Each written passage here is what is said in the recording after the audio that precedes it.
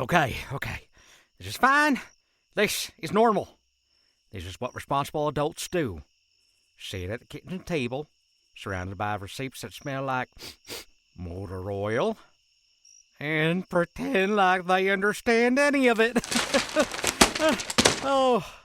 Why do I have a receipt that just says snacks? Like that explains anything? Oh, that was a Tuesday. Well, that's right. No. That number ain't right. That number feels illegal. Hey. Welcome back to the show. This is Commencement, which I'm pretty sure just means beginning, but also feels a little bit like Judgment Day, which, given the IRS coming back, feels accurate. I am trying to do two things at once here.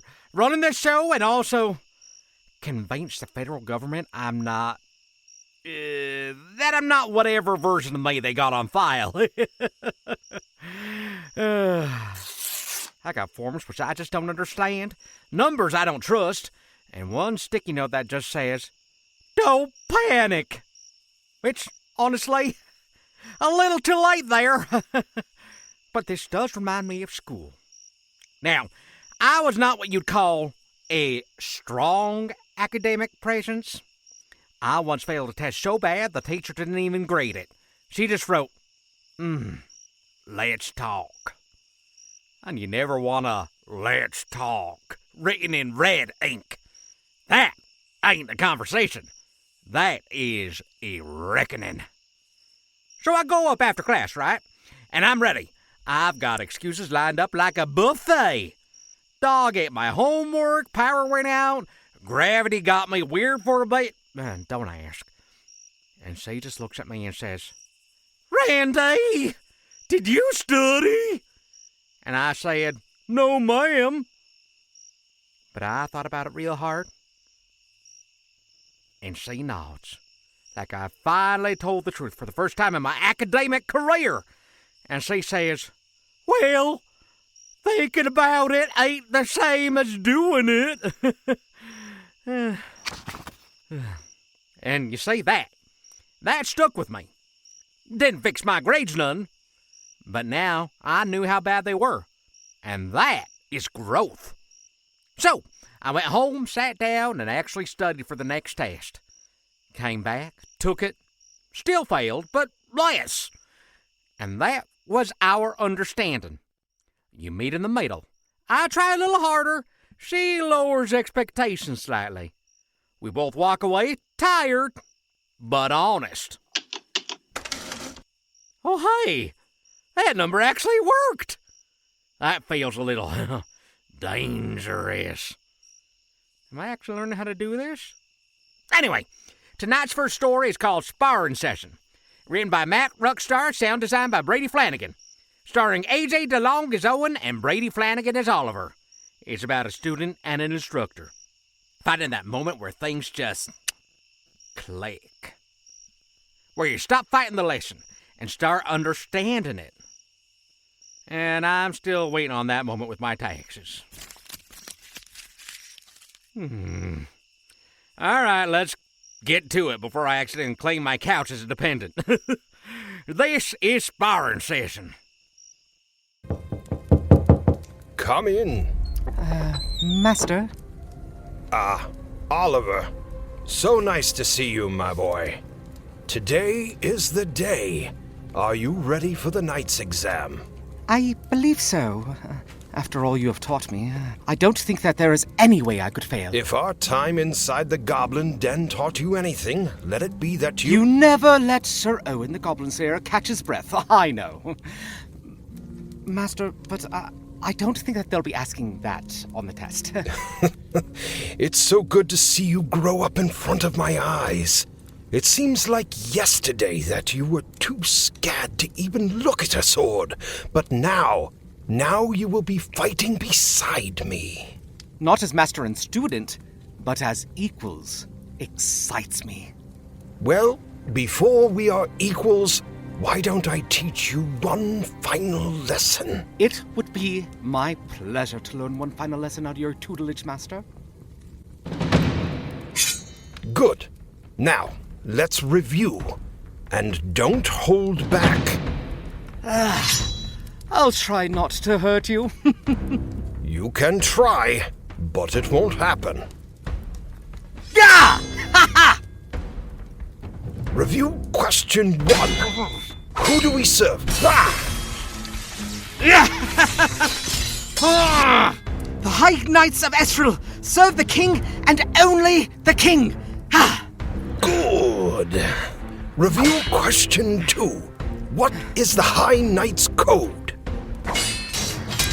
A knight is honorable, true, and will give their own life to protect the citizens of Esril. That was an easy one. It is only easy because you taught me so well. Flattering me won't let you land a strike. Now come at me.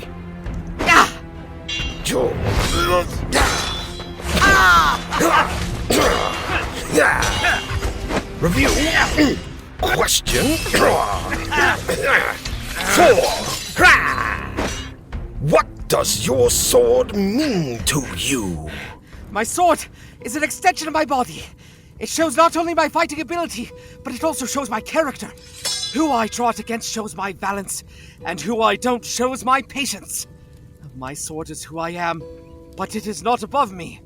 What my sword is not is my strength, for that comes from within me. It cannot be found in any hunk of metal. It's like you're reading off the answer key. It can seem like that when your master is the noblest knight in the land. Again with the flattery. Just come at me again. Don't get sloppy now.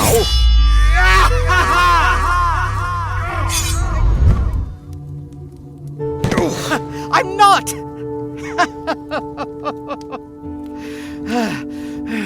How's the view down there, Master? A great move. Using my focus on your sword to mount an attack from below. Clever. Now help me up. Of course, Master. You are going to make a fine knight, Oliver. I will be honored to serve beside you. Thank you, Master. I will not disappoint you. Oh, please. None of that anymore. After today, I will not be your master. I will be your brother in arms, your fellow knight, your... Friend? Yes, I suppose that will do. Now, go pass that exam. Yes, Master... Owen. I will return with the good news. You're a good kid, Oliver, and soon you'll be a better friend.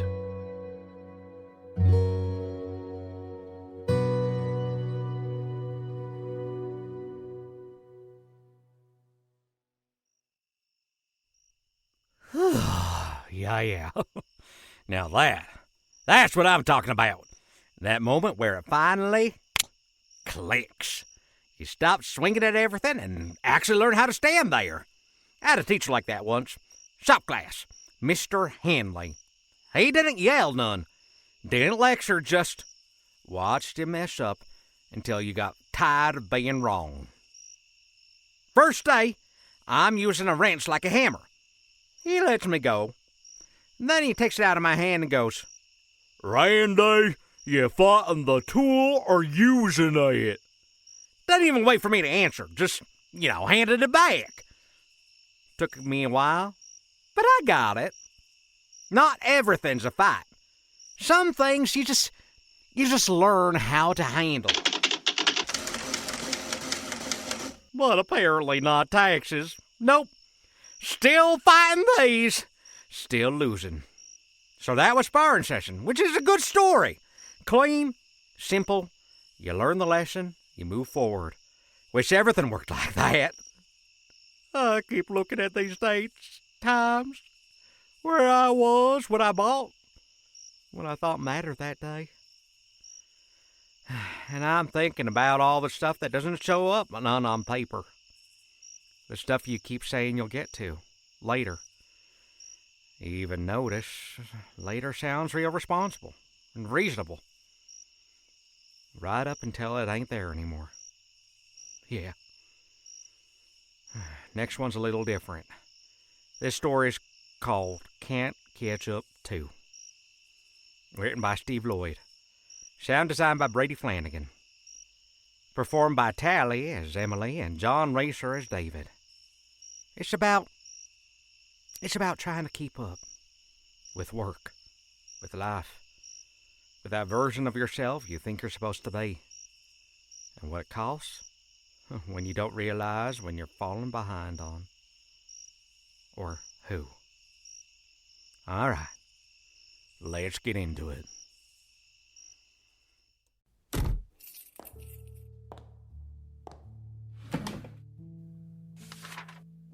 Emily, I know you're busy, but I need you to read this. Really, read it.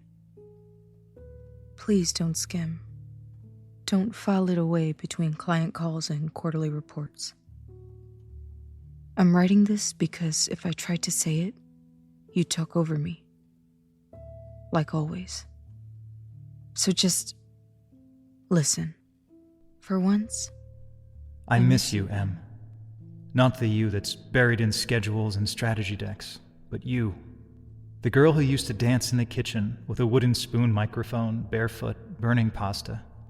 Remember when Liam was born? You stayed up with him every night.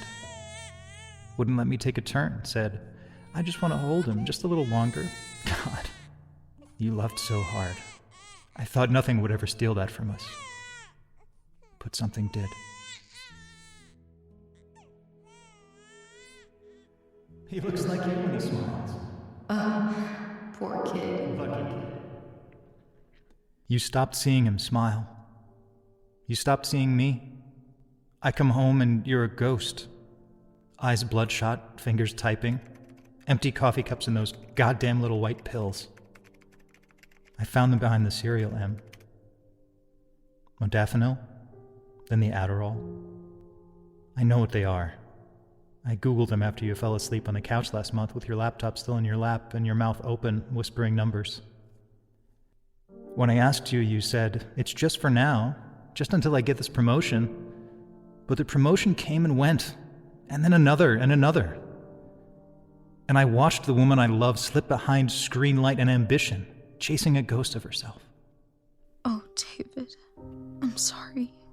I begged you to look up. To look at Liam when he asked you to draw with him. You told him you were too busy. Again.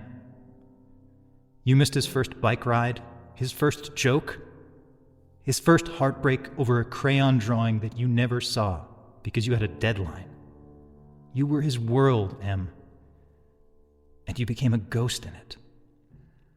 Mommy, look what our son drew. That's great. I'll look in a sec. You always say that. I packed a bag. For me, for Liam. We're going to my sister's for now. I left the spare key and his favorite blanket, the one you used to wrap around both of you when you'd read to him.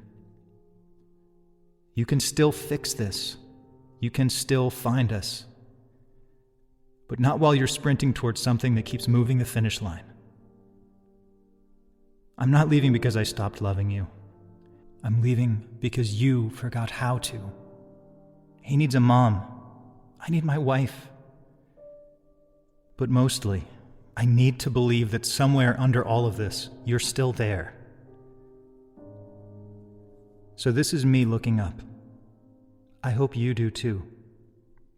You used to tell me work is just a tool, not a home. You said that. God, I held on to that. But now I feel like I live in a waiting room just outside your life. And Liam? He stopped asking if you'll be home in time to say goodnight. Now he just shrugs. Says, she's probably busy. He's 6. He shouldn't know how to be disappointed so quietly. If I ever get like those moms who forget what juice their kid likes, shoot. Orange, no pulp, forever and always. Write that on my gravestone. I don't want a gravestone, Em. I want mornings with you again. I want Liam to run to you with crayon-covered fingers, not walk past you like your furniture. I tried, Em. Do you know how many times I sat across from you, dinner cold between us, watching you type? I tried to wait it out. I tried to believe it was a season, a sprint. But seasons end, and sprints are supposed to lead somewhere. But you're just running. And now it's not just you who's tired.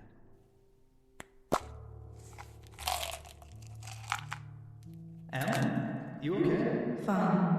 Just vitamins. Didn't sound like vitamins. Don't start. Please. Not to me. That night was 2 months ago. And since then, I've found 2 more bottles. A prescription under your name for something you swore you didn't need. You said you were managing it. But managing what, Em? Your mind, your body, your heart? Because all of them are slipping from me. I know what burnout looks like. I've read the articles you never finished. It looks like you... Eyes red, voice flat, laugh gone. You don't even dream anymore, do you? He asked me yesterday why you don't smile when he hugs you. I didn't have an answer. Because I'm still trying to remember the last time you did. You're not a bad person, Emily. You're not even a bad mother. You're just lost. And we keep waiting for you to come back. But hope is starting to taste like grief. And Liam deserves more than a maybe. That's why I'm writing. That's why I'm going. Not to punish you, but to wake you.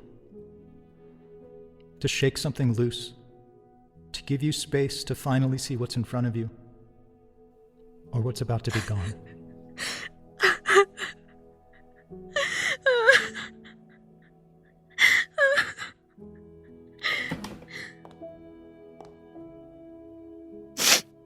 Is this new?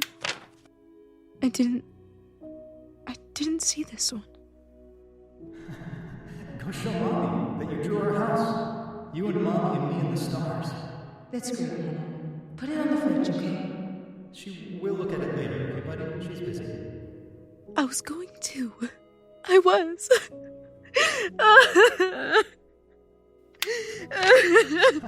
Do you want to go higher? I used to live in that picture. I don't know if I ever will again. I'm going to try to catch up, but I don't know if I can. You may already be gone.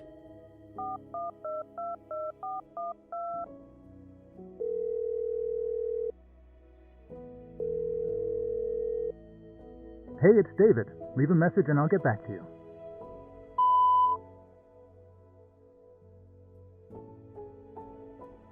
David, please don't hang up when you hear this. I don't know what to say. God, I don't even know what time it is right now. I read your letter. I read every word. I didn't skim. I didn't file it away. You were right. I've been gone. I've been gone for so long, I don't even remember how it started. I just wanted to be something more. Something bigger. For us.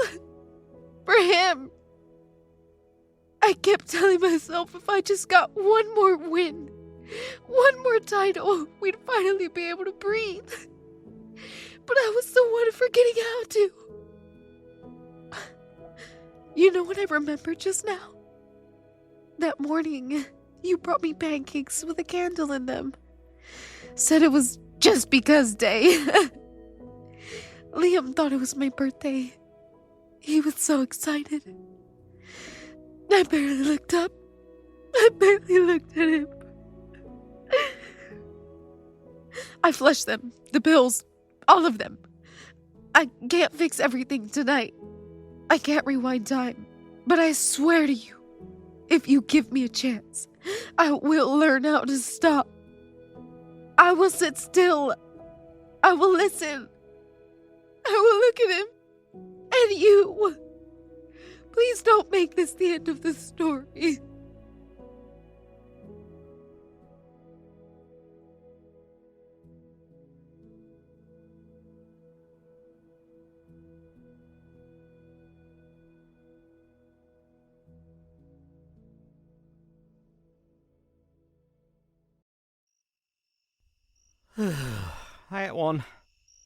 That one don't give you a clean place to land, does it? I keep thinking about that line. Can't catch up. And here I am, sitting surrounded by numbers, dates, forms, trying to catch up myself. But this, you can fix. You can stay up late, dig through receipts, guess a number, and hope it don't come back to haunt you none. Life don't work like that. People don't either. There ain't a form for missed moments. No box you can check that says, yeah, I should have been there. No deduction for being too late. Trust me, I checked. You don't file that. You carry it. And the thing is, you don't even realize you're falling behind when it's happening. It feels like progress. Feels like you're moving forward. Right up until you realize you weren't there for any of it. Still wrong. Figures. You ever notice how everything keeps track of you? Banks do, stores do, the government definitely does. Just ask Book. Every dollar, every move, logged, counted, filed away somewhere. But the stuff that matters? No, that don't get no paper trail. It just goes. Next story is called Die Amongst the Stars. It's written by Matt Ruckstar, sound designed by Matt Ruckstar, and performed by Lena Gray. It's about something old, something that's been around a long time, watching everything pass by and outlasting it all, till one day it doesn't. Even the stuff you think's permanent runs out. Time, people, look, even this stuff. All these numbers I'm trying to get right. End of the day, it all just turns into records. Proof that you were here. Question is, what were you doing while you were? Let's keep going. This is Die Amongst the Stars.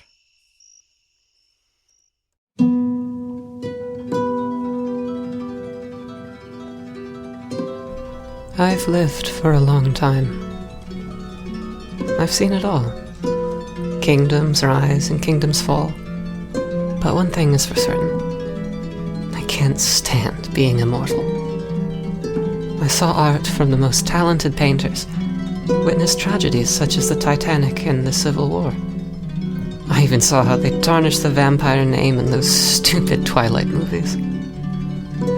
You'd think after being alive for a millennia I would have gotten used to my loved ones dying. But it's quite the opposite. My first love was Guinevere, a lovely woman from Central Europe. I think the year was 1297, or maybe 1296.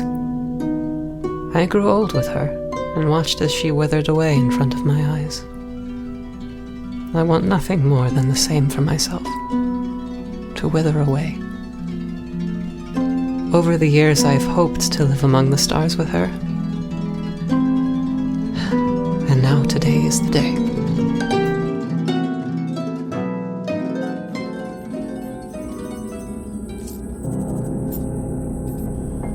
The date? June 18th, 2219. I've worked tirelessly to work my way up to Star Command. I've made friends, and I've made enemies. But today, neither of them matter. We've been in space for several weeks, and slowly I've enacted my plan to rejoin my beloved. My plan is simple. Kill everyone on board, and crash us into the nearest star. The crew knows something is amiss.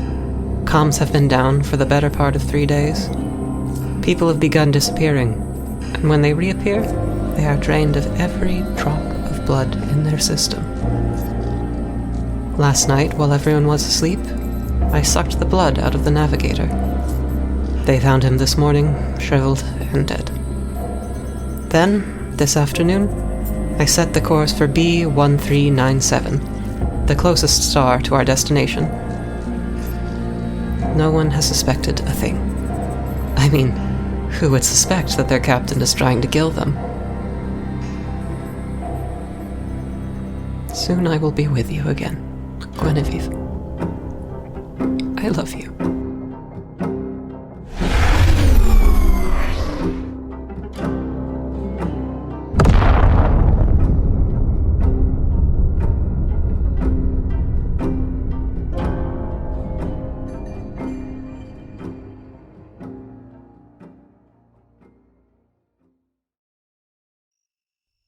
Wow.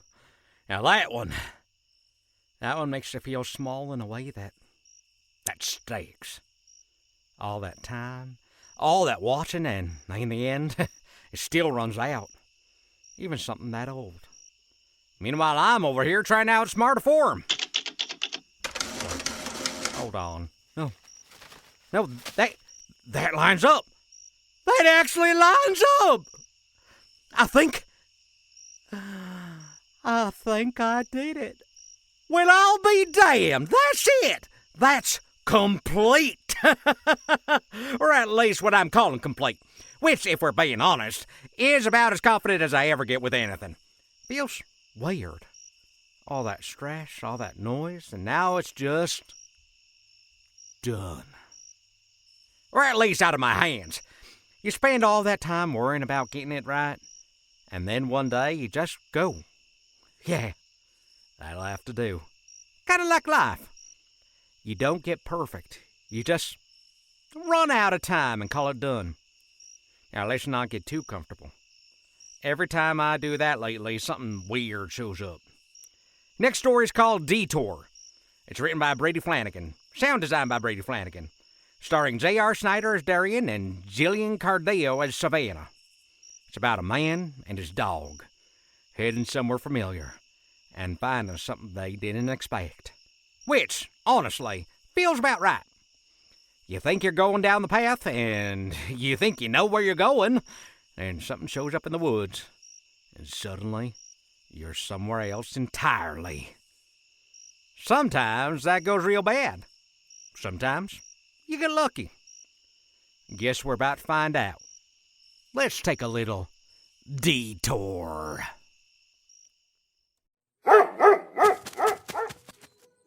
Raka, get back here. Where you going, boy? Ow.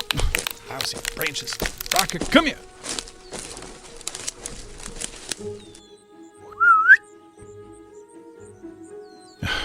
Great idea, Darian. Hey, Laura, I'm gonna take Raka for a walk in the woods without a leash. Be back soon. Bravo, so smart. Raka!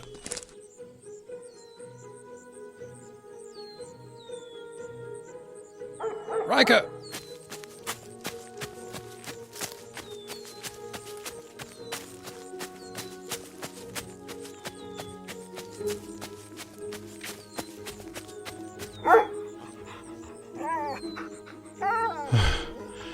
What'd you find, boy?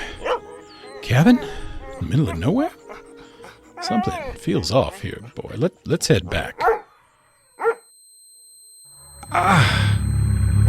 What was that? Did you hear that, boy? Who's there?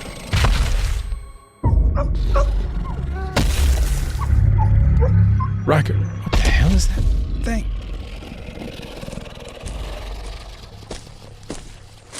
Whoa, don't shoot. I'm just coming back to my cabin from chopping some firewood. If anything, y'all should be the ones giving me an explanation. Butter my crumpets and call me British if it ain't Darian Wheeler out here in my neck of the woods. I never thought I'd see your adorable face again. You've changed, but I know it's still you under that scruffy little chin carpet. Huh, what? Who? Oh, come on, darling. Don't say that you've forgotten about little old me. Take a good old gander. Savannah Arbuckle? From middle school. So those peepers of yours do still work? Honey, I've been hoping to see you for years. Oh my, it looks like that brush cut you all up like a toy mouse living with an alley cat. Why don't you come on inside and I'll patch you right up.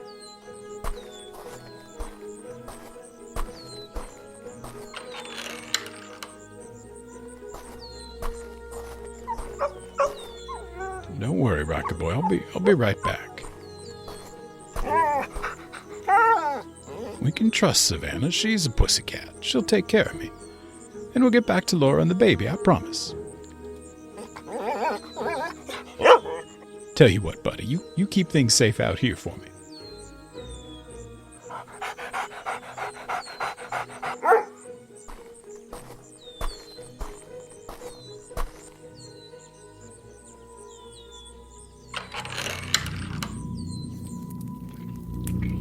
Savannah? You in here? Oof, what is that smell? It's like rotting meat. Actually, maybe it's not that bad. In fact, it's kind of nice. Yeah, I bet. Finally, you made it in. I was worried I'd have to go out there and drag you kicking and screaming. And that would not have been good for my nails. The girls are delicate.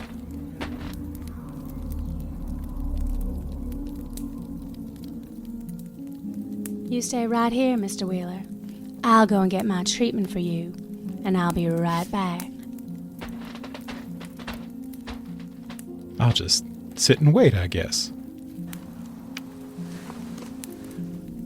I swear things looked different in this cabin when I first came in. I know for sure those flowers weren't there, or those curtains, or, what? What was I thinking about?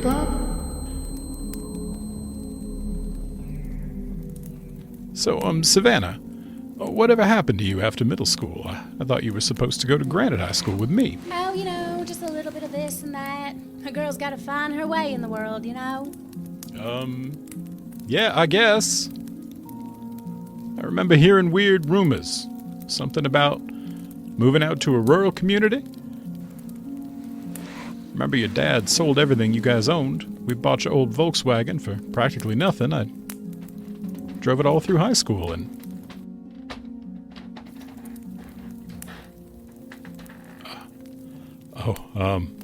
Hey, Savannah? What's with that outfit? You like it? I thought it would put you at ease while I take care of you. I don't know. It looks a little, revealing. Darian Joseph Wheeler. A woman has every right to feel comfortable in her own home, even if it is in the middle of nowhere.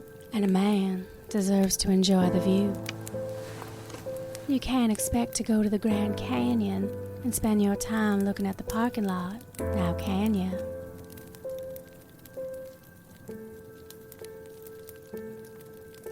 But I should probably get back to what was her name?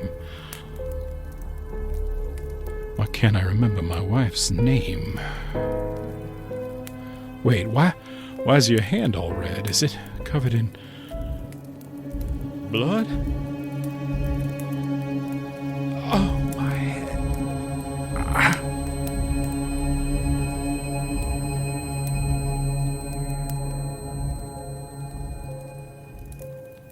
Don't you worry that cute little tush of yours. I'll get you in tip, top, shape. Gotta start with a kiss on the boo-boo. That's what my mama always said. Well, kisses were always magic in the stories. Just you wait, Darian Wheeler, 'cause I'm about to pull a rabbit out of a hat. Are you ready? Close your eyes and count to 3. Okay. 1, 2, 3. 3. Where are we? Abracadabra. What do you think? Wait, is that Johnny Coleman? That's Principal Donovan and Miss Brooks. Man, we all had a crush on her. How are you doing this? A magician never reveals her secrets. Come on out onto the dance floor. Dancing heals the soul, you know. Yeah. You know what? I should. Let's get groovy.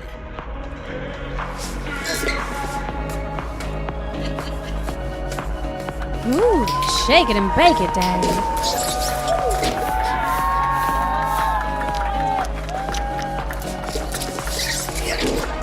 Your moves have gotten better over the years. I remember you dancing, looking like a horny toad caught in a washing machine. It was in middle school. All of us toads were at least a little bit horny. Oh, you. Well, are you just gonna stand there like a nun in Vegas, or are you gonna ask me to dance? Oh, I feel like I shouldn't.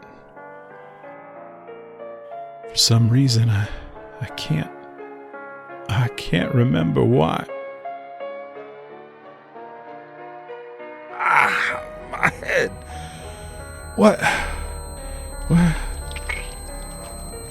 What is that thing in the corner over there?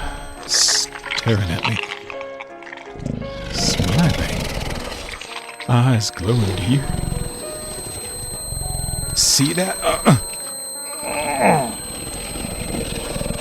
Come on now. Don't leave me out here by my lonesome. Sorry. Of course. Would you like to dance? There you go, Darren Wheeler. I knew that charmer was still in there somewhere. You know, you were my first kiss, honest to God. Hell, you were my only kiss. I knew nothing in life would be able to beat your embrace, and I worried that I'd never have it again. Before we left to live in the commune, I was hoping for a dance just like this one.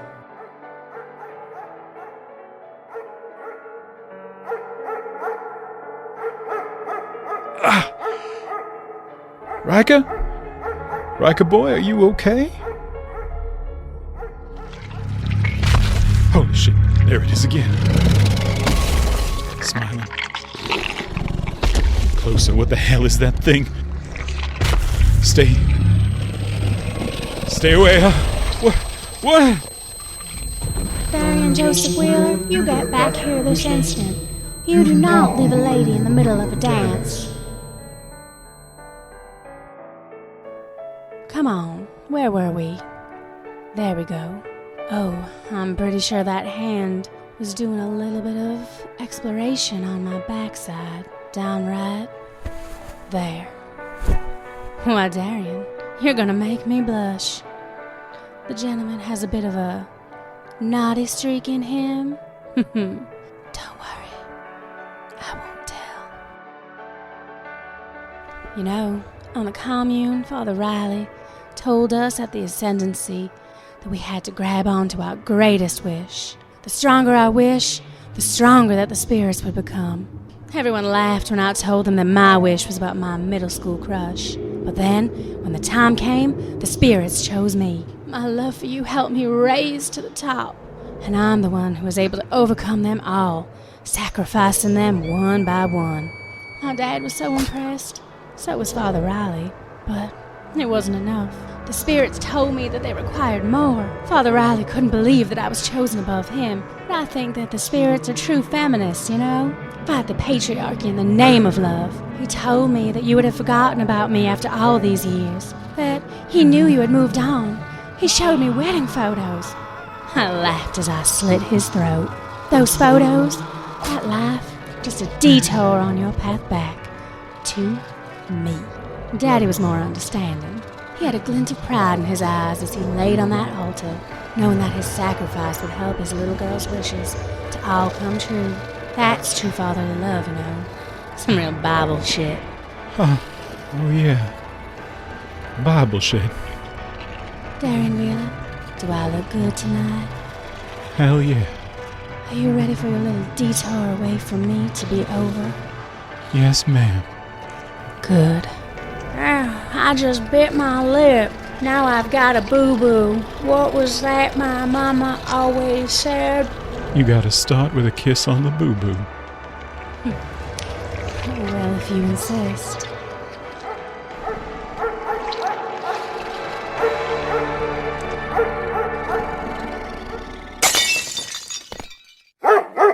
Huh? What? Holy shit. Rocket, what is that thing? Get this mud off of me.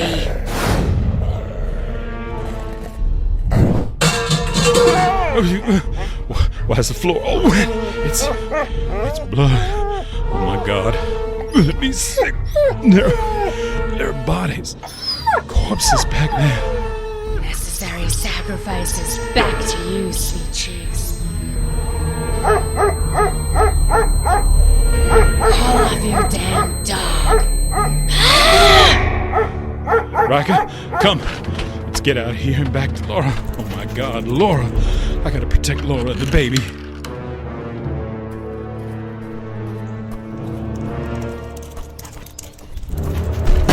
You don't leave a lady in the middle of a dance, Darian Wheeler. I guess I will have to drag you back in. Hands be damned.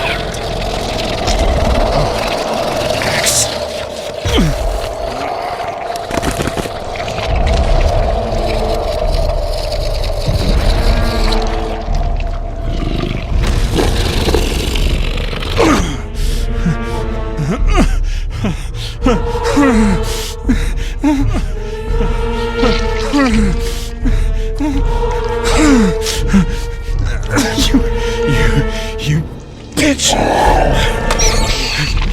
Child is not a detour.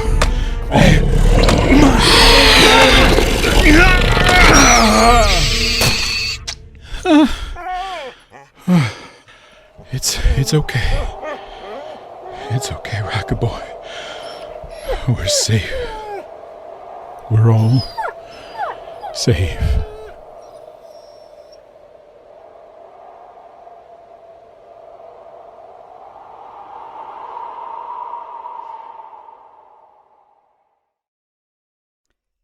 You ever go looking for one thing and come back with something you didn't even know you needed? Yeah, that was Detour, and I'll tell you, after everything today, that actually felt kind of nice.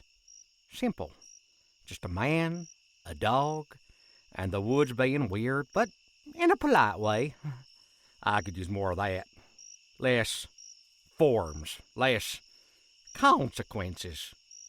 More dogs that don't ask no questions. Speaking of consequences. Yeah, hold on, I'm coming. Mr. Randall, you were informed I would return. Yeah, I remember. I just didn't think soon meant, well, tonight. I was ahead of schedule. That is not a sentence I enjoy hearing. You stated you had completed your filings. I said completed. I will be evaluating them, legally. If I find any irregularities, this won't end today. That feels less forgiving. You've itemized deductions under unexpected wildlife interactions. Correct? Define. I cannot. Why not? Because I'd like to sleep again. You have listed a dependent as couch. Now listen, that couch has been through a lot with me. Emotionally supportive, structurally questionable. I feel like we're bonded. It does not qualify. That feels personal. This line item.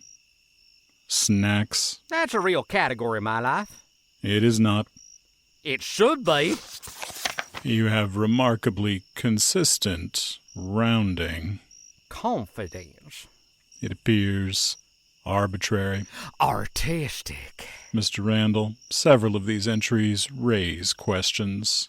I figured. However, I am uncertain. I want those questions answered. Yeah, that's probably the right call. Your totals align. Your forms are filled. Your intent, while unclear, appears consistent. That might be the nicest thing anyone's ever said about me. I am not offering praise. Well, I'm taking it anyway.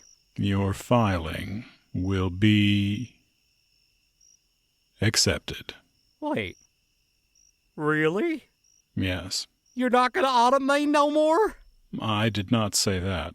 Well, that's fair. I would advise fewer interpretations next year. I'll aim for more lies that look like truth. Do not do that. Mr. Randall, Yeah? for what it's worth, I have seen worse. You keep saying things that feel awful close to compliments. It is not. Well, that's done. Stories, taxes, weird knocks at the door. Guess sometimes you don't catch up. You just make it through. And every once in a while it counts anyway. I'm going to leave that right there before something else shows up. Y'all take care of yourselves. And for the love of everything, don't wait till everything's on fire.